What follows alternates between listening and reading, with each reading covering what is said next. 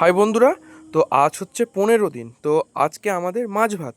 তো 14 দিন থেকে তো আমরা কিছুই খাইনি, সেই নিরামিষই খেয়ে আসছি। তো আজ হচ্ছে মাছ ভাত। তো চলো দেখাই যে তোমাদের দুপুরের লাঞ্চে আমার কী কী ছিল।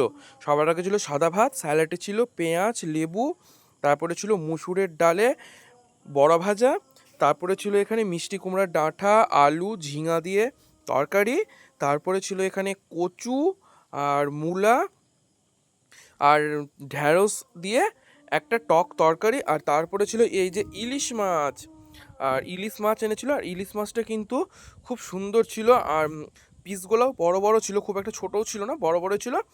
আর খুব সুন্দর ছিল। আর অবশ্য 14 দিন পর যে খাচ্ছি, তো অবশ্যই খেতে তো লাগবেই দারুণ। তো চলো, এই যে মাছ বের করা হয়ে গেল বাটিতে। আর তার মধ্যে হচ্ছে যেটা না দিলেই নয়, ইলিশ মাছের তেল। তো ইলিশ মাছের ভাত তেল দিয়ে ভাত খেতে অসাধারণ লাগে। তো এই ছিল আমার দুপুরের লাঞ্চ থালি।